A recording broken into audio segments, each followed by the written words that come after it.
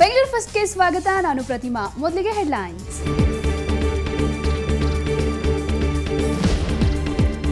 ನಟಿ Radhika Pandit sim hack. Cinema ಮಂದಿಗೆ message ಕಳಿಸುತ್ತಿದ್ದ Abhishek. Subrahmanya ನಗರ ಪೊಲೀಸರ ಕೈಗೆ ಸಿಕ್ಕಿಬಿದ್ದ ಖತರ್ನಾಕ್.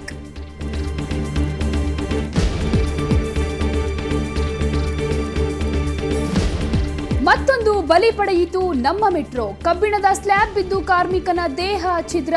ಸ್ಥಳಕ್ಕೆ ಬರಲೇ ಇಲ್ಲ ಮೆಟ್ರೋ ಆಫೀಸರ್ಸ್.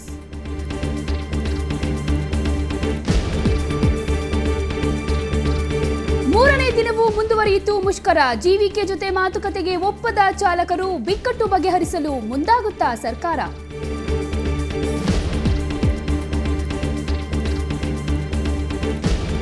ನಡೆಯೋಕ್ಕೂ ಆಗಲ್ಲ, ಕೂರೋಕ್ಕೂ ಆಗಲ್ಲ. ಕಾಲುಗಳಲ್ಲಿ ಸ್ವಾಧೀನವಿಲ್ಲದೆ ಹಾಸಿಗೆ ಹಿಡಿದ ಯುವತಿ. ನೆರವಿನ ನಿರೀಕ್ಷೆಯಲ್ಲಿ ಶಿಲ್ಪಾ ಕುಟುಂಬ.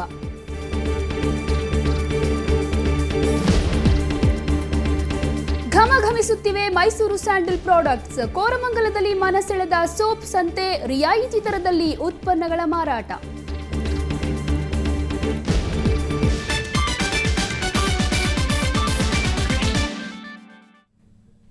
ಚಿತ್ರನಟಿ Radhika Pandit mobile number hack ಮಾಡಿದ್ದ ಭೂಪ ಅಂಧರಾಗಿದ್ದಾನೆ.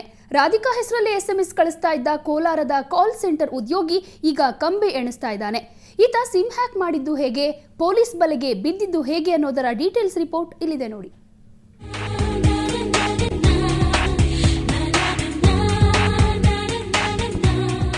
ಸ್ಯಾಂಡಲ್ವುಡ್ ನಟಿ ರಾಧಿಕಾ ಪಂಡಿತ್ ನಿದ್ದೆಗೆಡಿಸಿದ್ದ ಖತರ್ನಾಕ್ ಆಸಾಮಿ ಇವನೇ.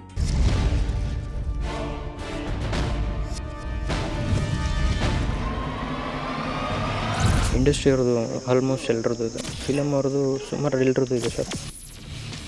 ಹೀರೋಯಿನ್ಸ್ದು ಎಲ್ಲರದ್ದು ಇದೆ.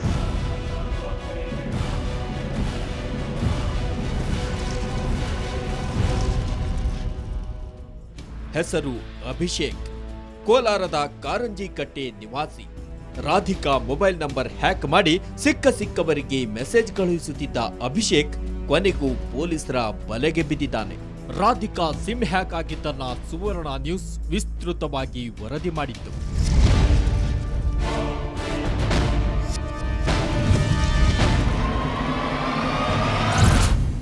ರಾಧಿಕಾ ಪಂಡಿತ್ ಸಿಮ್ ಹ್ಯಾಕ್ ಮಾಡಿದ್ದ ಹಿಂದಿನ ಸ್ಟೋರಿ ತುಂಬಾ ಇಂಟ್ರೆಸ್ಟಿಂಗ್.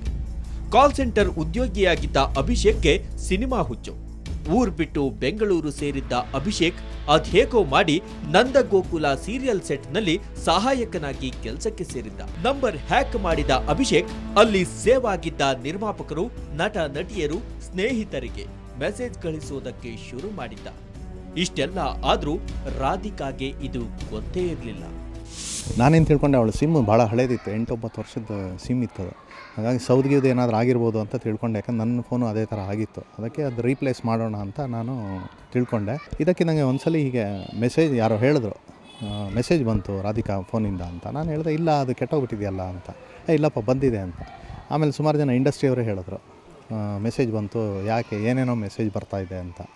ಆಗ ನಾನು ತಿಳ್ಕೊಂಡೆ ಇದೇನೋ ಸ್ವಲ್ಪ ಸೀರಿಯಸ್ ಮ್ಯಾಟರ್ ಇರಬೇಕು ಅಂದ್ಬಿಟ್ಟು ಸರ್ವಿಸ್ ಪ್ರೊವೈಡರ್ ಹತ್ರ ಹೋಗಿ ಹೇಳಿದೆ, ಈ ಥರ ಆಗಿದೆ, ಸಿಮ್ ನಮ್ಮ ಹತ್ರನೇ ಇದೆ, ಆದರೆ ಸುಮಾರು ಜನಕ್ಕೆ ಇದು ಹೋಗ್ತಾ ಇದೆ, ನಮ್ಮ ಹತ್ರ ವರ್ಕ್ ಆಗ್ತಾ ಇಲ್ಲ ಅಂದಿದ್ದಕ್ಕೆ ಅವ್ರು ಹೇಳಿದ್ರು ಬ್ಲಾಕ್ ಮಾಡಬೇಡ, ನೀವೊಂದು ಕೆಲಸ ಮಾಡಿ ಕಸ್ಟಮರ್ ಸರ್ವಿಸ್ಗೆ ಫೋನ್ ಮಾಡಿಬಿಡಿ ಅಂದರು. ನಂಬರ್ ಬ್ಲಾಕ್ ಆದ್ರೂ ಸಿನಿಮಾ ಇಂಡಸ್ಟ್ರಿಯ ಹಲವರಿಗೆ ಮೆಸೇಜ್ ಹೋಗ್ತಾ ಇತ್ತು. ತಕ್ಷಣವೇ ಎಚ್ಚೆತ್ತ ರಾಧಿಕಾ ಮತ್ತು ಆಕೆಯ ತಂದೆ ಕೃಷ್ಣ ಪ್ರಸಾದ್ ಸುಬ್ರಹ್ಮಣ್ಯ ನಗರ ಪೊಲೀಸರಿಗೆ ದೂರು ಕೊಟ್ಟಿದ್ರು. ನಾನು ಹೋಗ್ಬಿಟ್ಟು ಸರ್ವಿಸ್ ಪ್ರೊವೈಡರ್ ಹತ್ರ ಹೋಗಿ ಹೇಳಿದಾಗ ಅದನ್ನು ಕ್ಯಾನ್ಸಲ್ ಮಾಡಿಸಿದ್ರು. ಅವ್ರು ಹೇಳಿದ್ರು ಬ್ಲಾಕ್ ಆಗಿದೆ ಅಂತ. ಆಯ್ತು, ನಾನು ಸುಮ್ಮನೆ ಇದ್ಬಿಟ್ಟೆ. ಆಮೇಲೆ ಏನಾಯಿತು, ಬೇರೆ ಯಾರು ಏನು ರಿಪೋರ್ಟ್ ಮಾಡಿರಲಿಲ್ಲ. ಅದಾದಮೇಲೆ ಮೊನ್ನೆ ದಿಲ್ವಾಲ ಇದರದ ಇದ್ದಾಗ ಬರೋಕ್ಕೆ ಶುರು ಆಯಿತು ಮೆಸೇಜು ಅಂತ ಹೇಳಿದ್ರು. ಆವಾಗ ನಾನು ತಿಳ್ಕೊಂಡೆ ಇದು ಮಾಡಬೇಕಂತ. ಇಮಿಡಿಯೇಟ್ ನೆಕ್ಸ್ಟ್ ಡೇನೇ ನಾನು ಕಂಪ್ಲೇಂಟ್ ಕೊಟ್ಟೆ. ಅಭಿಷೇಕ್ನ ಪತ್ತೆ ಆರಂಭಿಸಿದ ಪೊಲೀಸರು ಟವರ್ ಟ್ರೇಸ್ ಮಾಡಿದ್ರು. ಕೇವಲ 3 ದಿನದಲ್ಲಿ ಅಭಿಷೇಕ್ನ ಹೆಡೆಮುರಿ ಕಟ್ಟಿದ್ರು. ಮೆಸೇಜ್ ಫಜೀತಿಗೆ ಸಿಕ್ಕಿದ್ದ ರಾಧಿಕಾ ಪಂಡಿತ್ ಈಗ ನಿಟ್ಟುಸಿರು ಬಿಟ್ಟಿದ್ದಾರೆ. ಬೆಂಗಳೂರಿನಿಂದ ಕ್ಯಾಮರಾಮನ್ ಅನಿಲ್ ಜೊತೆ ಅಶ್ವಥ್ SN, ಕ್ರೈಮ್ ಬ್ಯೂರೋ, ಸುವರ್ಣ ನ್ಯೂಸ್. ಈ ವಂಚಕ ಅಭಿಷೇಕ್ ಕೇವಲ ರಾಧಿಕಾ ಪಂಡಿತ್ಗೆ ಮಾತ್ರ ಅಲ್ಲ, ಕಿರುತೆರೆ ನಟ ಜಗನ್ನಾಥ್ ಚಂದ್ರಶೇಖರ್ ಮುಖಕ್ಕೂ ಮಸಿ ಬಳಿದಿದ್ದಾನೆ. ಜಗನ್ನಾಥ್ ಚಂದ್ರಶೇಖರ್ ಹೆಸರಲ್ಲಿ ಫೇಸ್ಬುಕ್ ನಕಲಿ ಖಾತೆಯನ್ನ ತೆರೆದು ಹಲವರನ್ನ ವಂಚಿಸಿದ್ದಾನೆ. ತಮ್ಮ ಹೆಸರಲ್ಲಿ ನಕಲಿ ಫೇಸ್ಬುಕ್ ಅಕೌಂಟ್ ತೆರೆದಿರೋ ಬಗ್ಗೆ ಜಗನ್ನಾಥ್ ಸುಬ್ರಹ್ಮಣ್ಯ ನಗರ ಪೊಲೀಸರಿಗೆ ದೂರು ನೀಡಲು ಬಂದಿದ್ರು. ಇದು ಸಹ ಅಭಿಷೇಕ್ನದ್ದೇ ಖತರ್ನಾಕ್ ಕೆಲಸ ಅನ್ನೋದು ವಿಚಾರಣೆಯ ವೇಳೆ ಬಯಲಾಯಿತು. ಹೌದು, ಅಭಿಷೇಕ್ ಅಂತ ಲಾಸ್ಟ್ ಟೈಮು ಇದೇ ಥರ ಚಾನಲಲ್ಲಿ ನಾವು ಮಾಡಿಸಿದ್ವಿ. ಆವಾಗ ಅವನು ಒಪ್ಕೊಂಡಿದ್ದ. ಫೇಸ್ಬುಕ್ಕಲ್ಲಿ ನನ್ನ ಹೆಸರಲ್ಲಿ 2 ಅಕೌಂಟ್ ಇದೆ, 2 ಜಗನ್ನಾಥ್ ಚಂದ್ರಶೇಖರ್ ಅಂತ. ಬಟ್ ಒಂದು ಅಕೌಂಟಲ್ಲಿ ಬೇರೆ ಫೋಟೋ ಇದೆ, ಇನ್ನೊಂದು ಅಕೌಂಟಲ್ಲಿ ನಾನು ಒಬ್ಬನೇ ಇರೋದು ಫೋಟೋ ಇದೆ. ನಾನು ಒಬ್ಬನೇ ಇರೋದು ನಿಜವಾದ ಅಕೌಂಟು. ಅದು ಬಿಟ್ಟು ಇನ್ನೊಂದು ಅಕೌಂಟ್ ಇದೆ. ಆ ಅಕೌಂಟಲ್ಲಿ ಏನಿಲ್ಲ ಅಂದರೂ ಹುಡುಗಿರ ಜೊತೆ ಮಾತಾಡೋದು, ಅವ್ರಿಗೆ ನಂಬರ್ಗಳು ಕೊಡೋದು,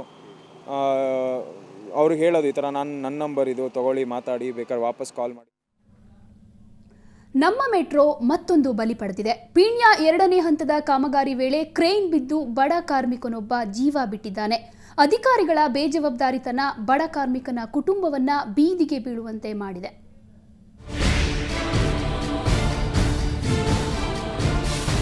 ಹದಿನಾಲ್ಕು ಅಡಿ ಉದ್ದದ ಕ್ರೇನ್ ಮಧ್ಯೆ ಮಾಂಸದ ಮುದ್ದೆಯಾಗಿ ಬಿದ್ದಿರೋ ಈ ಕಾರ್ಮಿಕನ ಹೆಸರು ಗೋವಿಂದರಾಜು.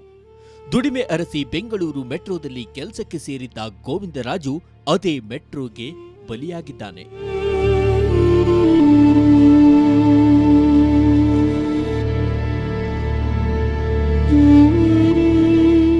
ಪೀಣ್ಯದಲ್ಲಿ ನಡೆಯುತ್ತಿರೋ ಮೆಟ್ರೋ ಕೆಲಸದಲ್ಲಿ ಗೋವಿಂದರಾಜು ತೊಡಗಿದ್ದ. ಭಾನುವಾರದ ರಜೆ ದಿನವೂ ಕೆಲಸ ನಡೆದಿತ್ತು. ಮಧ್ಯಾಹ್ನ 12:45 ಸುಮಾರಿಗೆ ದುರಂತವೊಂದು ಸಂಭವಿಸಿತು.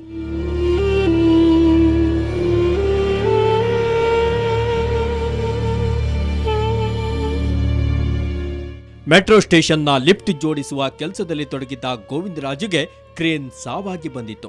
5,000 ಟನ್ ತೂಕದ ಕಬ್ಬಿಣದ ಸ್ಲ್ಯಾಬ್ಗಳನ್ನ ಮೇಲಕ್ಕೆತ್ತುವ ವೇಳೆ ಕ್ರೇನ್ ಪಲ್ಟಿಯಾಯಿತು. ಈ ವೇಳೆ 6 ಅಡಿ ಮೇಲಿಂದ ಕಬ್ಬಿಣದ ಸ್ಲ್ಯಾಬ್ ಬಿತ್ತು. ಈ ರಭಸಕ್ಕೆ ಗೋವಿಂದರಾಜು ದೇಹ ತುಂಡಾಯಿತು. ಇದು 5,000 kg ಇದೆ ಸರ್. ಹೌದು sir, 5,000 kg sir. Govindaraju sir. ಕೆಲಸ ಈಗ ಇವ್ರ ಹತ್ರ ಬಂದು 1 ವರ್ಷ ಮಾಡ್ತಾ ಇದ್ದಾರೆ. ನಾವು ಹಳೇಬರು ನಾವು ಮಾಡ್ತಾ ಇದ್ದೀವಿ. ನಾವು ಇವಾಗ ಕರ್ಕೊಂಡು ಬಂದು ಮನೆಯಿಂದ ಕರ್ಕೊಂಡು ಬಂದ ಕೆಲಸಕ್ಕೆ ಈಗ ಏನು ಸರ್ ಮಾಡೋದು? ನಾವು ಹೆಂಗ ಸರ್, ನಾವು ಕೂಲಿ ಮಾಡೋರು ಕೆಲಸ ಈ ಥರ ಆಗಿಬಿಟ್ಟು ಸರ್.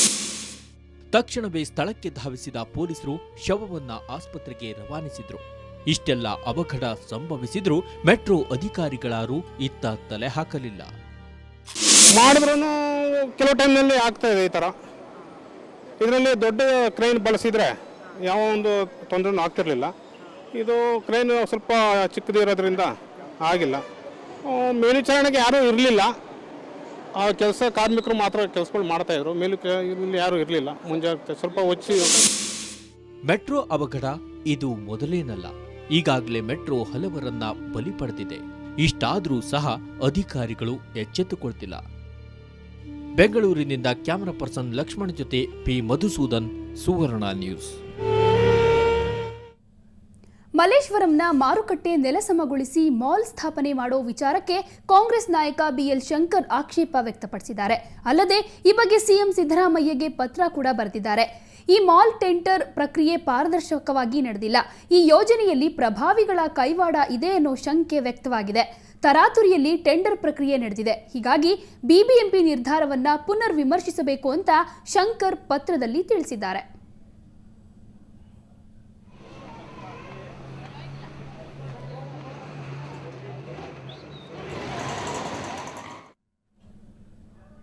ಬ್ರೇಕ್ ನಂತರ ಬೆಂಗಳೂರು ಫಸ್ಟ್ ಮತ್ತೆ ಮುಂದುವರಿಯುತ್ತೆ.